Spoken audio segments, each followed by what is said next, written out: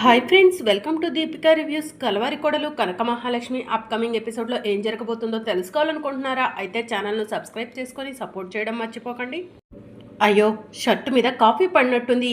Evening వరకు మీరు ఇక్కడే ఉంటారు కదా, షర్ట్ ఇలా ఇవ్వండి బాబు, ఉతికేస్తాము అని పానకాలు రైతుల దగ్గర పంట కొనడానికి వచ్చిన అతనికి చెప్తూ ఉంటారు. పర్వాలేదు వద్దులేండి అని చెప్పి అతను అంటూ ఉంటే, మర్యాదగా షర్ట్ అడుగుతుంటే ఇవ్వవేంటి అని పానకాలు అంటాడు. ఇక దాంతో అతను షాకింగ్గా వీర్రాజు పానకాల వైపు చూస్తూ ఉంటాడు. ఏంట్రా, ఏం అర్థం కావట్లేదా? మేము నీ మంచి కోరి ఇక్కడికి తీసుకొచ్చామని అనుకుంటున్నావా? కాదురా, నిన్ను కిడ్నాప్ చేస్తున్నాము, మర్యాదగా ఆ షర్ట్ ఇవ్వు అని చెప్పి వీర్రాజు అడుగుతూ ఉంటాడు. నేను ఇవ్వను అని చెప్పి పంట కొనడానికి వచ్చిన అతను చెప్తూ ఉంటాడు. మర్యాదగా అడుగుతుంటే ఇవ్వట్లేదురా, వీడిని కట్టి పడేసి వీడి ఒంటి మీద ఉన్న షర్ట్ని తీసుకోండి, తర్వాత ఆట నేను ఆడతాను అని వీర్రాజు అంటాడు. సరే అని చెప్పి పానకాలు వీర్రాజు మనుషులు అందరూ కలిసి పంట కొనడానికి వచ్చిన అతన్ని లోపలికి తీసుకెళ్తారు. అతని నోటికి ప్లాస్టర్ వేసి చేతులు గట్టిగా పట్టుకొని అతని ఒంటి మీద ఉన్న షర్ట్ విప్పి అతన్ని తాళ్లతో కుర్చీలో కూర్చోబెట్టి కట్టిపడేసి షర్టు తీసుకొని బయటకు వస్తారు. అయ్యా, ఇదిగోండి అయ్యా మీరు అడిగిన షర్టు అని పానకాలు వీర్రాజుకి చెప్తూ ఉంటాడు. ఇంకెందుకురా ఆలస్యం, ఈ షర్టు వేసుకొని పంట కొనటానికి ఊరిలోకి వెళ్దాం పదా అని వీర్రాజు అంటాడు. ఇక వీర్రాజు మనిషి షర్ట్ వేసుకొని బయటికి వస్తాడు. పదరా, రైతులంతా మన కోసం ఎదురు చూస్తూ ఉంటారు అని వీర్రాజు అంటాడు. ఇక అందరూ కలిసి రైతుల దగ్గరకు వెళ్తారు. నమస్తే అని చెప్పి వీర్రాజు మనిషి అంటూ ఉంటాడు. నమస్తే బాబు గారు, విహారీ బాబు పంపించింది మిమ్మల్నేనా? మీరేనా మా పంట కొనడానికి వచ్చింది అని రైతులు అడుగుతూ ఉంటారు. అవును నేనే అని చెప్పి వీర్రాజు మనిషి చెప్తూ ఉంటాడు. ఇదిగోండి బాబు, పంట అంతా రెడీ అయింది, కోసి ఎదురుగా పెట్టాము, పంటను పరిశీలించి ధర చెప్తే మేము కూడా ఆలోచించుకుంటాం బాబు అని పల్లెటూరి ప్రజలు చెప్తూ ఉంటారు. సరే అని చెప్పి వీర్రాజు మనిషి పంటను పరిశీలిస్తూ ఉంటాడు. ఇక పంటను పరిశీలించి వీర్రాజు మనిషి షాకింగ్గా చూస్తూ ఉంటాడు. ఏంటి బాబు అలా చూస్తున్నారు? పంట బాగానే ఉంది కదా, ఎంత రేట్ ఇస్తారేంటి అని వీర్రాజు అడుగుతూ ఉంటాడు. ఇది పంటనా? ఇది ఆర్గానిక్ పంటనా? నమ్మశక్యంగా లేదు అని వీర్రాజు మనిషి అంటూ ఉంటాడు. అదేంటి బాబు అలా అంటున్నారు? ఆర్గానిక్ పంటలకైతే మంచి రేట్ ఉంటుందని విహారీ బాబు చెప్పారు, అందుకే మా పొలాలను విహారీ బాబుకి ఇచ్చాము. ఇంత కష్టపడి పంటకు ఒక్క మందు కూడా వేయకుండా పండిస్తే అలా మాట్లాడతారేంటి అని పల్లెటూరి ప్రజలు అంటూ ఉంటారు. మీరు కష్టపడే పండించుండొచ్చు, కానీ దీనికి అంత రేట్ అయితే రాదు అని చెప్పి వీర్రాజు మనిషి అంటూ ఉంటాడు. బాబు చూసి రేట్ అయ్యండి బాబు అని పల్లెటూరి ప్రజలు అంటూ ఉంటారు. చెప్తుంటే అర్థం కావట్లేదా? ఈ పంట కొనటానికి కూడా ముందుకు రాలేవరు ఎవరైనా, అలా ఉంది, ఇది ఆర్గానిక్ పంట కాదు, దీన్ని కొనము అని చెప్పి వీర్రాజు మనిషి పల్లెటూరి రైతులకు చెప్తూ ఉంటాడు. దాంతో పల్లెటూరి రైతులంతా కూడా ఎంతో కష్టపడి పంట పండించాము, చేతి వరకు వచ్చిన పంట నోటి ధరకు రాలేదంటే ఇదేనేమో అని పల్లెటూరి ప్రజలు బాధపడుతూ ఉంటారు. అప్పుడు వీర్రాజు, రేయ్ మీరెందుకురా బాధపడుతున్నారు? విహారీ వచ్చి మీ అందరినీ పరిగెత్తించాడు కదా, మీరు కూడా ఆ విహారీ మాటలు నమ్మి నన్ను కాదని పరిగెత్తారు కదా, ఆ విహారీకే ఫోన్ చేయండి రా, విషయం ఏంటో తెలుస్తుంది అని వీర్రాజు చెప్తూ ఉంటాడు. ఇక దాంతో పల్లెటూరి ప్రజలు విహారీకి ఫోన్ చేస్తూ ఉంటారు. ఇక విహారీ పెళ్లి హడావుడిలో ఉండటానా ఫోన్ లిఫ్ట్ చేయడు. విహారీ బాబు ఫోన్ లిఫ్ట్ చేయట్లేదు అని పల్లెటూరి ప్రజలు చెప్పుకుంటూ ఉంటారు. ఎందుకు లిఫ్ట్ చేస్తాడ్రా, మాటలు చెప్పడం వరకే ఆ విహారీ బాధ్యత, వాటిని పాటించడు అని వీర్రాజు పల్లెటూరి ప్రజలతో అంటూ ఉంటాడు. విహారీ బాబు ఫోన్ ఎత్తకపోతే ఏమైంది, పక్కన లక్ష్మమ్మ ఉంటుంది కదా, లక్ష్మమ్మకు చెయ్యండి అని చెప్పి పల్లెటూరి ప్రజల్లో ఒక అతను చెప్తూ ఉంటాడు. ఇక దాంతో ఒక రైతు లక్ష్మికి ఫోన్ చేస్తాడు. లక్ష్మి ఫోన్ లిఫ్ట్ చేసి ఎవరండి మీరు అని చెప్పి అడుగుతూ ఉంటుంది. మీ వల్ల బలైపోయిన రామపురం రైతులమమ్మ అని చెప్పి పల్లెటూరి ప్రజలు చెప్తూ ఉంటారు. ఏమైందండి, ఎందుకు అలా మాట్లాడుతున్నారు అని లక్ష్మి అడుగుతూ ఉంటుంది. సేంద్రియ వ్యవసాయం అంటూ మమ్మల్ని ఊసిగొలిపారు, మీరు ఊసిగొల్పారు కదా అని మేం కూడా మీరు చెప్పిన మాటలు విన్నాము, నమ్మాము, కానీ మీరు చేసింది ఏంటమ్మా, మోసం, ద్రోహం అని చెప్పి పల్లెటూరి ప్రజలు అంటూ ఉంటారు. అలా ఎందుకు మాట్లాడుతున్నారండి అని లక్ష్మి అంటూ ఉంటుంది. పంట కొనటానికి వీక్రాఫ్ట్ నుంచి ఒక అతను వచ్చాడమ్మా, అతను పంట సరిగా లేదని చెప్తున్నాడు, పంటకు గిట్టుబాటు ధర ఇవ్వమంటున్నాడు, మేము ఇంత కష్టపడి పంట పండించి ఏం ఉపయోగం అమ్మా అని చెప్పి రైతులు అంటూ ఉంటారు. అయ్యో అలా ఎలా అంటారండి, అలా జరగటానికి వీల్లేదు అని చెప్పి లక్ష్మి అంటుంది. అక్కడుండి నువ్వు ఎన్ని మాటలని చెప్తావమ్మా, ఇక్కడికి రా, మా బాధ ఏంటో అర్థమవుతుంది, ఇప్పుడు బ్రతకాలో చావాలో అర్థం కాని పరిస్థితిలో ఉన్నాం అని రైతులు అంటూ ఉంటారు. ఆ విహారి ఆ రోజు బాగా నమ్మబలికి ఇక్కడి నుంచి వెళ్ళాడు. ఈరోజు ఫోన్ చేస్తుంటే ఫోన్ కూడా లిఫ్ట్ చేయట్లేదు. ఎంత గొప్ప సంస్కారవంతులమ్మా మీరు అని చెప్పి పల్లెటూరు రైతులు అంటూ ఉంటారు. అనవసరంగా విహారీ గారిని ఏమీ అనకండి, మీరు బాధపడకండి, మీ సమస్యకు సొల్యూషన్ చూపించడానికి నేను ఇప్పుడే పల్లెటూరికి బయలుదేరుతున్నాను అని చెప్పి లక్ష్మి అంటుంది. సరే త్వరగా రామ్మా, నీకోసం ఎదురు చూస్తూ ఉంటాము అని చెప్పి పల్లెటూరు రైతులు ఫోన్ కట్ చేస్తారు. ఈ విషయం విహారీ గారికి చెప్తే విహారీ గారు ఇక్కడ ఉండకపోతే పెళ్లి జరగదు, విహారీ గారికి చెప్పకుండా ఈ సమస్యకు సొల్యూషన్ నేనే చూపించాలి, వెంటనే పల్లెటూరికి బయలుదేరాలి అని లక్ష్మి మనసులో అనుకొని తన రూమ్లోకి వెళ్తూ ఉంటుంది. ఇక అప్పుడే అంబికను పెళ్లి కూతురుగా రెడీ చేసి అందరూ కూడా సంతోషంగా అంబికను చూసి మురిసిపోతూ ఉంటారు. ఇక అప్పుడే విహారీ కూడా వెళ్తాడు. అత్తయ్య, మీ పెళ్లి జరుగుతున్నందుకు నాకు చాలా సంతోషంగా ఉంది అని విహారీ అంబికతో చెప్తూ ఉంటాడు.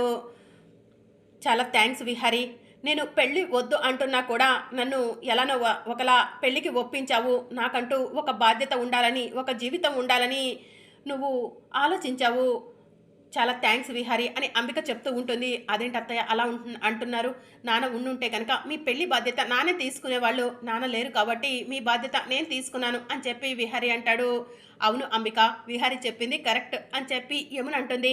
ఇక కుటుంబ సభ్యులంతా కూడా ఇలా సంతోషంగా మాట్లాడుకోవడం చూసిన లక్ష్మి ఈ విషయం గురించి ఇప్పుడు ఎవరికి చెప్పకూడదు, చెప్తే ఇక్కడ అంతా కూడా డిస్టర్బ్ అవుతారు, వీళ్ళెవరికి విషయం తెలియకుండా పల్లెటూరికి వెళ్ళి సమస్యకు సొల్యూషన్ చూపిస్తాను, అలాగే సుభాష్ గురించి తెలుసుకోమని సంధ్య గారికి చెప్పాను, సంధ్య గారికి మరొకసారి ఫోన్ చేసి గుర్తు చెయ్యాలి, ఇక్కడ అంబికమ్మ పెళ్ళి ఎటువంటి ఆటంకం జరగకుండా జరిగిపోవాలి, అసలు అంబికమ్మ ఎందుకు ఈ పెళ్ళి నాకు ముఖ్యం అంటున్నారో అర్థం కావట్లేదు, అసలు ఏమీ తేల్చుకోలేని పరిస్థితిలో ఉన్నాను, ఇప్పుడే ఈ రైతుల సమస్య కూడా రావాలా అని లక్ష్మి ఆలోచిస్తూ ఉంటుంది. ఆలస్యం చేస్తే అక్కడ రైతులు విహారీ గారిని తప్పు పడతారు, మిస్అండర్స్టాండ్ చేసుకుంటారు, వెంటనే నేను పల్లెటూరికి వెళ్ళాలి అని లక్ష్మి మనసులో అనుకొని వెంటనే పల్లెటూరికి బయలుదేరుతుంది.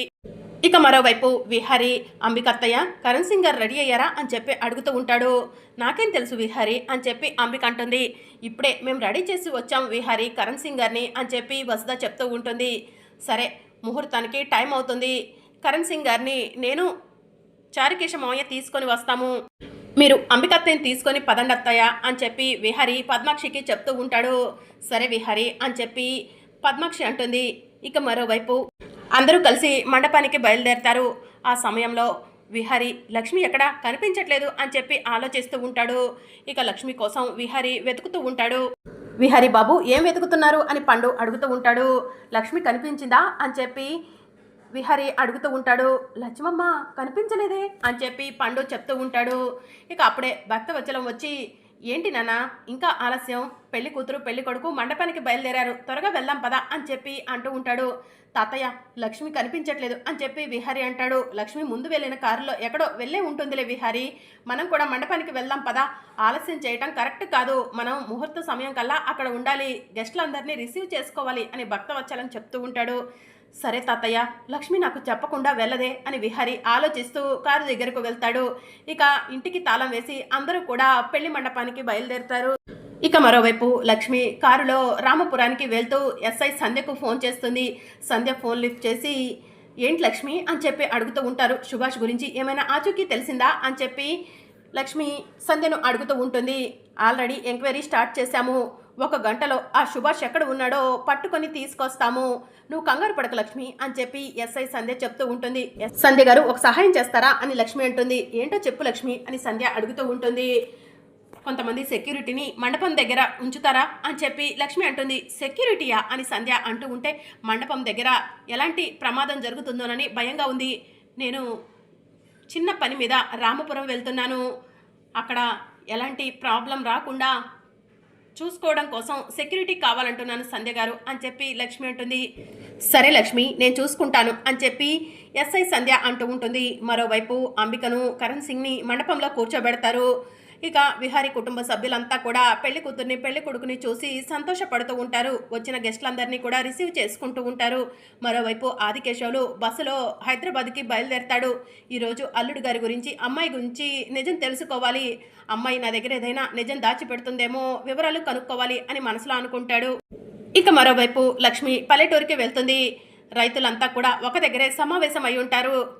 ఇక లక్ష్మిని చూసిన రైతులు కోపంగా, రామ్మ రా, నీకోసమే ఎదురు చూస్తున్నాము, మీరు చేసిన మోసం వల్ల మా రైతులంతా కూడా నిలువున ముంచినట్టయ్యారు అని చెప్పి పల్లెటూరి ప్రజలు అంటూ ఉంటారు. అయ్యో, మీరు పొరపాటు పడుతున్నారండి, మీ మంచి కోరే విహారీ గారు ఇదంతా చేస్తున్నారు అని చెప్పి లక్ష్మి అంటుంది. ఏంటమ్మా మా మంచి కోరి చేసేది?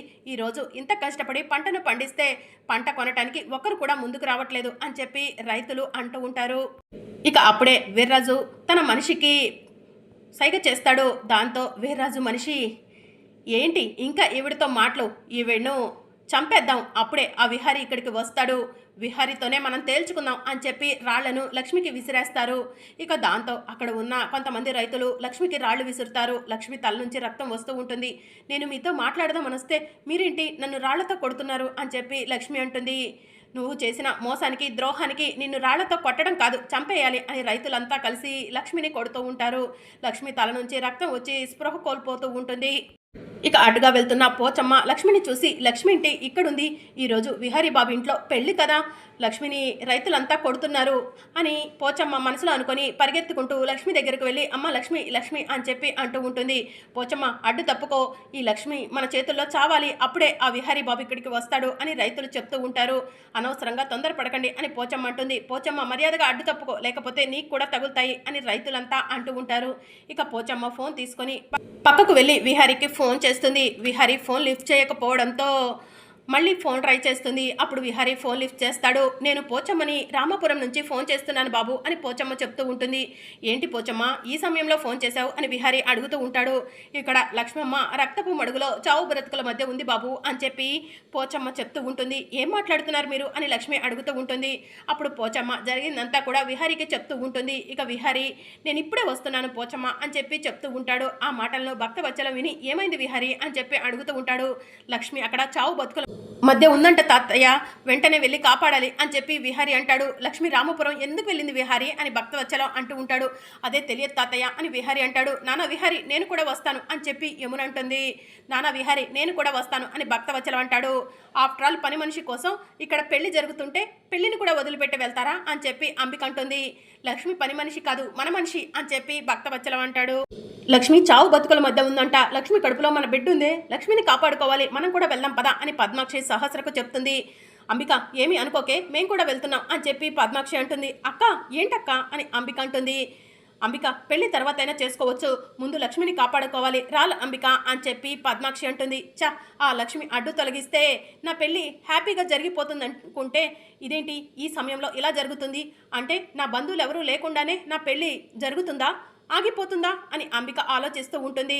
అవునత్తయ్య, మరో ముహూర్తం పెట్టుకొని మళ్ళీ మీకు పెళ్లి చేస్తాము, ముందైతే లక్ష్మిని కాపాడుకోవాలి, మన కోసం లక్ష్మి పల్లెటూరుకి వెళ్ళింది అని చెప్పి విహారీ చెప్తూ ఉంటాడు. ఇక దాంతో మండపంలో ఉన్న వాళ్ళంతా కూడా లేచి వెళ్ళిపోతూ ఉంటారు. ఆ లక్ష్మిని ఈ లోకం నుంచి పంపించేద్దాం అనుకుంటే నా పెళ్ళే ఆగిపోయింది అని అంబిక ఆలోచిస్తూ ఉంటుంది. మరి అప్కమింగ్ ఎపిసోడ్లో ఏం జరగనుందో తెలుసుకోవాలనుకుంటున్నారా? అయితే ఛానల్ను సబ్స్క్రైబ్ చేసుకొని సపోర్ట్ చేయడం మర్చిపోకండి. Thank you for watching.